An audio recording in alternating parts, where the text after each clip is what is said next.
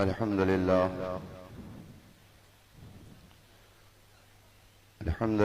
अल्लज़ी अब्दअ अल-अफ़लाक वल-अर्ज़ीन वस्सलातु वस्सलाम अला मन कान नबिय्यन व आदम बैनल माइ अला मन कान नबिय्यन व आदम बैनल माइ वत्तीन व अला आलिहि त्तय्यबीन व अस्हाबिहिल मुतहहरीन व उलमाए मिल्लतिहि अजमईन अम्मा बाद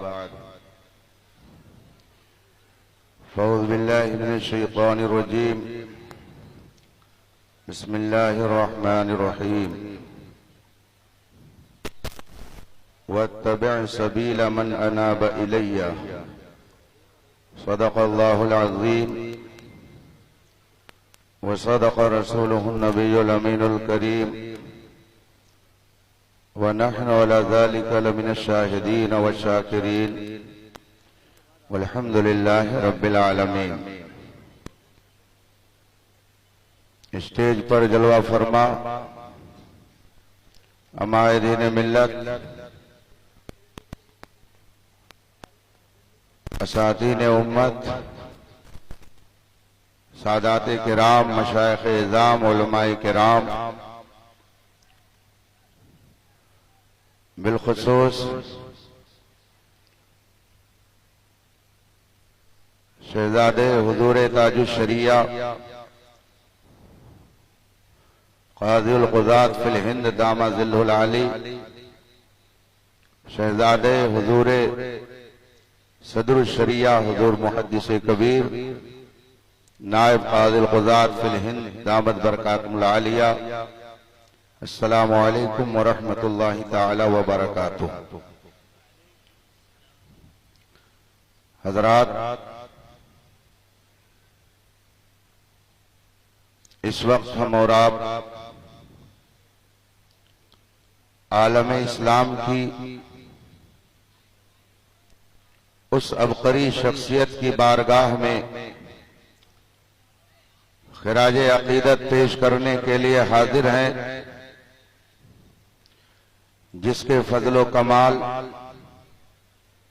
और हिकमत व दानाई से आज पूरा आलम मुश्कबार और मुअत्तर है, जिसने इश्क़े मुस्तफ़ा की तहरीक इतनी जवामर्दी से चलाई कि आज दुनिया के हर खित्ते में बेशुमार मिंबरों मेहराब से ये सदा सुनाई दे रही है, डाल दी कल्ब में अज़मत मुस्तफ़ा सैयदी आला हजरत पे लाखों सलाम। वो सिर्फ आशिक़ रसूल ही न थे, बल्कि दुनिया ने उनकी दास्ताने इश्क को पढ़कर उन्हें सिर्फ आशिक़ रसूल न कहा, बल्कि इमाम इश्क व मोहब्बत का लक़ब दे दिया। उस अबकरी शख्सियत की बारगाह में हिंदुस्तान के गोशे गोशे से उलमा और मशाइख सादात अवाम खवास अपनी मोहब्बतों का नजराना लेकर हाजिर हैं और अपने हाल से इस बात का इजहार कर रहे हैं, हमारी सुबह जिंदा है, हमारी शाम जिंदा है, हमारे दिल की तख्ती पर नबी का नाम जिंदा है। मैं दो चंद मिनट के लिए उसी जलीलुल क़द्र शख्सियत और फ़क़ीह बेनज़ीर की बारगाह में मोहब्बतों का नजराना लेकर हाजिर हूं और अपने इन मशाइख़ किराम की दुआओं के सहारे दो चंद मिनट आपसे हम कलामी का शरफ हासिल कर रहा हूं, मगर आइए सबसे पहले मुस्तफ़ा जान रहमत सरवरे कायनात फ़ख्रे मौजूदात अलैहि तहियतो व सना की बारगाहे कुद्स में दुरूद व सलाम का नजराने अक़ीदत पेश करें और पढ़ें। अल्लाहुम्मा सल्लि अला सय्यदना व मौलाना मुहम्मद मादिल जूद वल करम वालिहि किराम अजमईन। अल्लाह की शर्ताबा कदम शान है ये, अल्लाह की सरताबा कदम शान है ये, इंसान नहीं इंसान वो इंसान है ये। कुरान तो ईमान बताता है इन्हें, ईमान ये कहता है मेरी जान है ये। हजरात, हम लोग इस वक्त जिन हालात से गुजर रहे हैं उस पर हमारे तबसरे से वाकिफियत आपको कम होगी।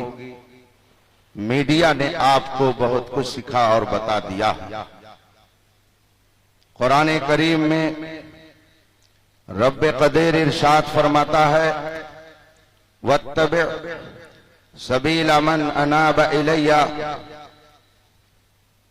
आज के हालात में अगर आप चाहते हैं कि आपका ईमान, आपका अकीदा, आपका अमल दुरुस्त रहे तो कुरान की इस आयत करीमा पर मजबूती और सख्ती से कायम होकर अमल कीजिए।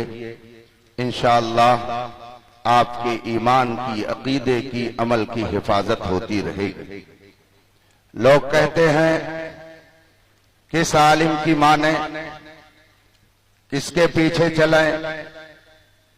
ये भी कुरान और हदीस की बातें बता रहे हैं, वो भी कुरान और हदीस सुना रहे हैं। जाएं तो किधर जाएं, माने तो किसकी माने। लेकिन मैं ये समझता हूं कि ये एक हीला लोगों के नजदीक तो हो सकता है, मगर आज के इस दौर में जबकि सच्चाई हर तरह से वाज़ेह की जा रही है, मीडिया के जरिया और दीगर ज़राए इब्लाग को अपनाकर, फिर भी आप कहें कि हम किधर जाएं तो ये बड़ी हैरत की बात होती है।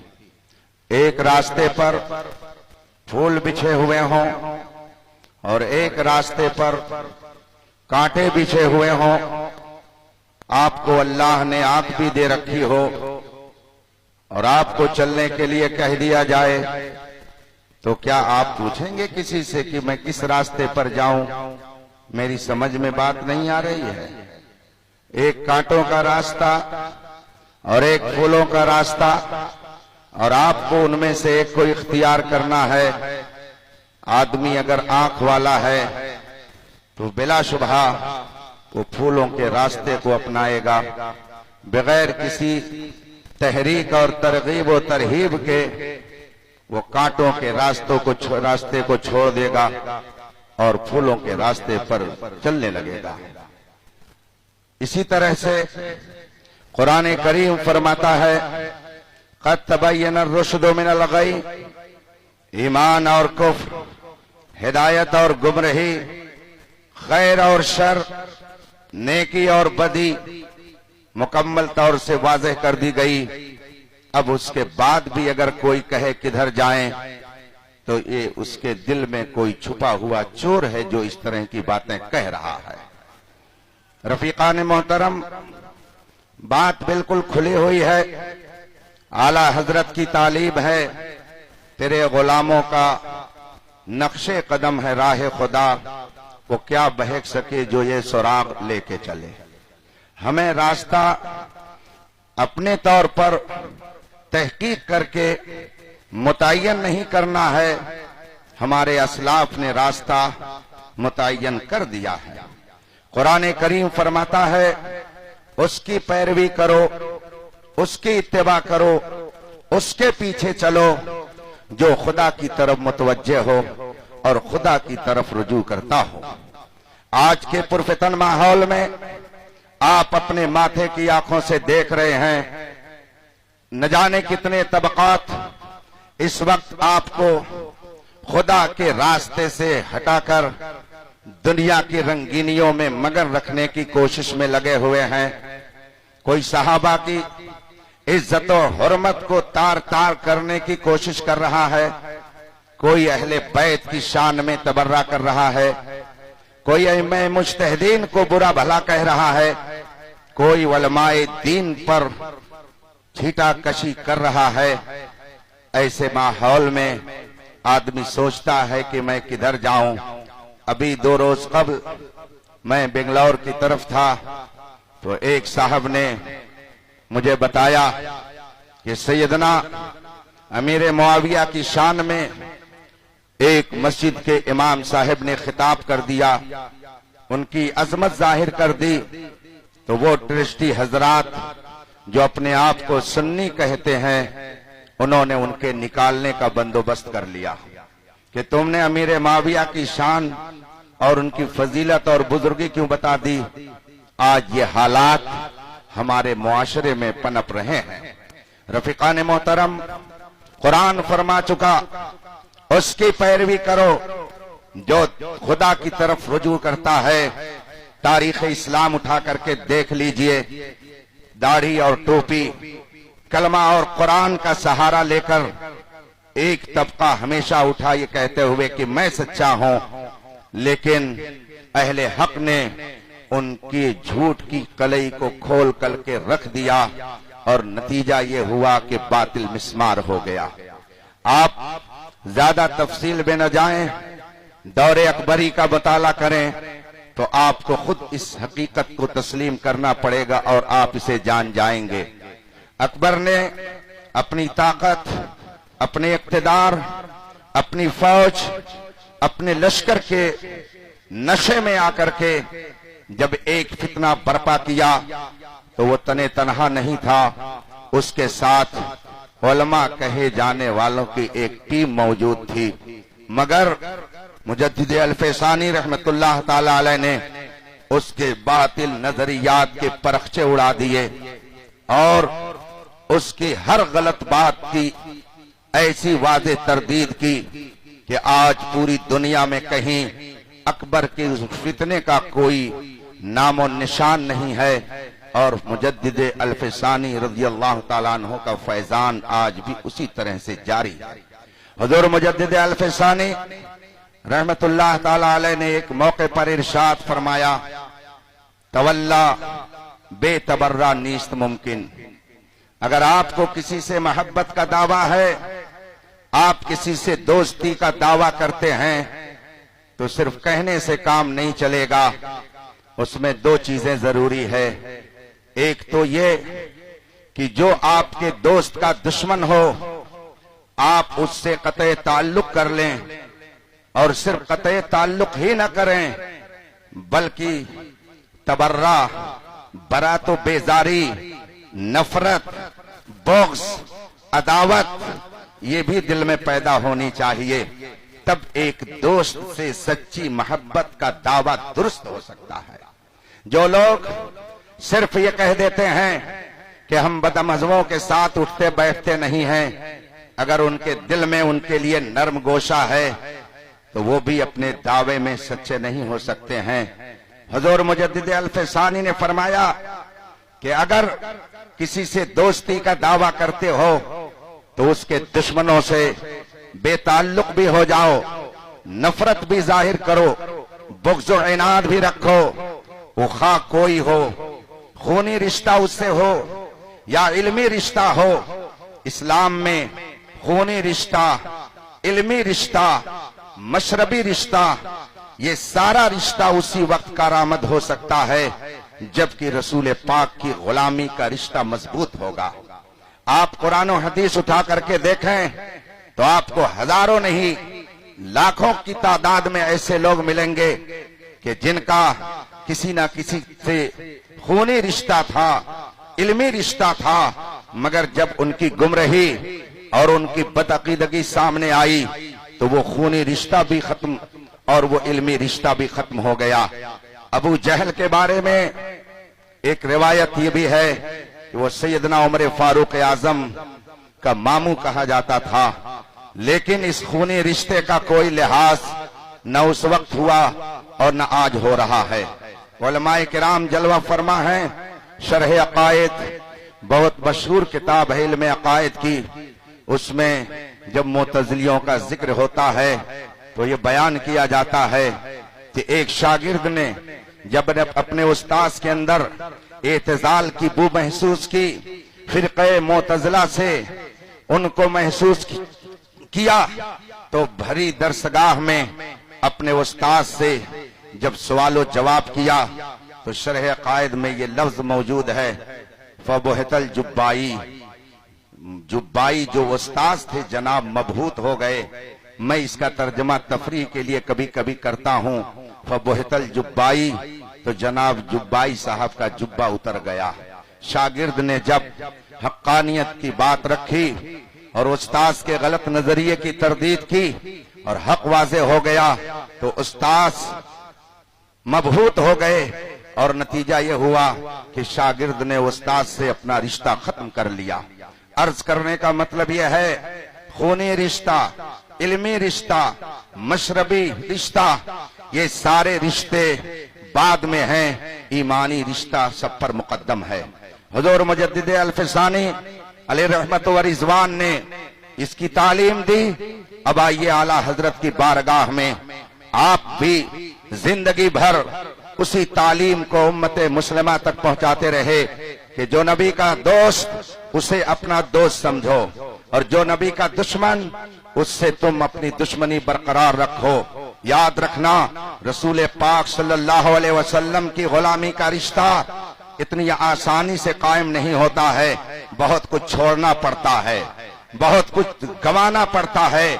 सहाबाए किराम की जिंदगी को देखिए, उन्होंने अपने घर बार को छोड़ा, अपनी आला औलाद को छोड़ा, बीवी बच्चों को छोड़ा, जायदाद और प्रॉपर्टी को छोड़ा, न जाने कितने रिश्तों को छोड़ा, इसलिए कि वो जानते थे कि ये सारे रिश्ते अगर छूट रहे हैं तो इसका कोई गम नहीं है। सारी कायनात की सबसे अजीम दौलत हमें मिल रही है। वो ये जानते थे कि रसूल पाक की गुलामी जिसे सही ढंग से नसीब हो जाए दुनिया उसके कदमों में होगी। और आज तारीख और मुशाहिदा ये कह रहा है कि वो सहाबे किराम जिन्होंने तन मन धन की बाजी लगाई और अपना सब कुछ नबी पर कुर्बान कर दिया, 1400 साल तो हो गए मगर कयामत तक के लिए ये एतकाद अहले इस्लाम को दे दिया गया कि कोई बड़ा से बड़ा वली, कुतुब, अब्दाल, गौस तो हो सकता है मगर रसूल पाक के सहाबा में से किसी एक के भी बराबर वो नहीं हो सकता है। ये रसूल पाक की गुलामी और सच्ची मोहब्बत ही का नतीजा था कि सहाबे किराम को रब्बे कदीर ने वो अजीम रुतबा अता किया कि अब कयामत तक उन जैसे आम लोगों में क्या वली, गौस, कुतुब, अब्दाल में भी नहीं हो सकते हैं। सच्ची गुलामी के लिए जहां ये जरूरी है कि अपना एतकाद उसके एतकाद के ताबे कर दिया जाए, अपनी ख्वाहिश उसकी ख्वाहिश के ताबे कर दी जाए, अपना अमल उसके अमल के ताबे कर दिया जाए, जहां ये जरूरी है वहीं ये भी जरूरी है कि उनके जो दुश्मन हों, उनसे जो बदअकीदगी रखते हों, उनसे जो दिल में कुदूरत रखते हों, उनसे बेताल्लुक भी हो जाया जाए और उनसे बुग़्ज़ और इनाद भी रखा जाए। यही तालीम आला हजरत रज़ी अल्लाह ताला अन्हु ने जिंदगी भर हमें दी और यही तालीम हुजूर ताजुश शरिया अपनी जिंदगी भर देते रहे। चुनांचे आपने अपने एक शेर में पैगाम हमें ये दिया है, नबी से जो हो बेगाना उसे दिल से जुदा कर दो, पिदर मादर बिरादर जानो माल उन पर फिदा कर दो। ना समझ तो इस दुनियावी जिंदगी और इसकी रंगीनी के लिए मरता है। 4 दिन की चांदनी में दौलत की चमक धमक से आदमी की आंखें खीरा हो जाती हैं, दिमाग पागल हो जाता है, आदमी गुरूर के आसमान पर पहुंच जाता है, अनानियत का ताजमहल तामीर कर लेता है। मगर ताजुश शरिया फरमाते हैं ना समझ मरता है, जिंदगी के लिए मरना जीना है सब कुछ नबी के लिए। हम दुनिया में इसलिए नहीं आए हैं कि हम दौलत और दुनिया का सरमाया इकट्ठा करें। इमाम अहले सुन्नत ने हमें दुनिया में आने का मकसद बड़े खूबसूरत अंदाज में बताया। जमीन और जमा तुम्हारे लिए, मकीनो मकान तुम्हारे लिए, चुनीनो चुना तुम्हारे लिए, हमारे यहाँ तुम्हारे लिए, उठे भी वहां तुम्हारे लिए। जो लोग इस शेर के मिस्ताक बनकर अपनी जिंदगी गुजारेंगे तो दुनिया लाख उनका बुरा चाहे, तू घटाए से किसी के न घटा है न घटे, जब बढ़ाए तुझे अल्लाह ताला तेरा। अल्हम्दुलिल्लाह खानवादे रज़विया में जो खुसूसियात और मुमय्यज़ात और जो इनफरादियात हैं, पूरे हिंदुस्तान क्या बल्कि दुनिया के बेशुमार खानवादे जो इस वक्त मौजूद हैं, नजर उठा करके आप देख लीजिए तो बहुत कम जगहों पर ये खुसूसियात आपको नजर आएंगी। आला हजरत रहमतुल्लाह ताला अलैह रज़ियल्लाहु तबारक व तआला अन्हु के वालिदे माजिद अल्लामा नकी अली खान रहमतुल्लाह अलैह, उनके वालिदे माजिद अल्लामा रजा अली खान रहमतुल्लाह अलैह, उनके वालिदे माजिद अल्लामा काजिम अली खान रहमतुल्लाह अलैह, उनके वालिदे माजिद हाफिज मोहम्मद आजम साहब रहमतुल्लाह अलैह, ये सब के सब बाकरामत वली और बुजुर्ग गुजरे हैं। आज लोग कहते हैं मौलाना अहमद रजा, लेकिन शायद उन्हें ये नहीं मालूम है कि जो मौलाना और आलिम ना हो वो वली हो ही नहीं सकता है। हजरत सैयदना इमाम शाफी रज़ी अल्लाह ताला अन्हु फरमाते हैं, मैं जअलल्लाहु जाहिलन वलियन कत्तो, अल्लाह ने किसी जाहिल को कभी अपना वली नहीं बनाया।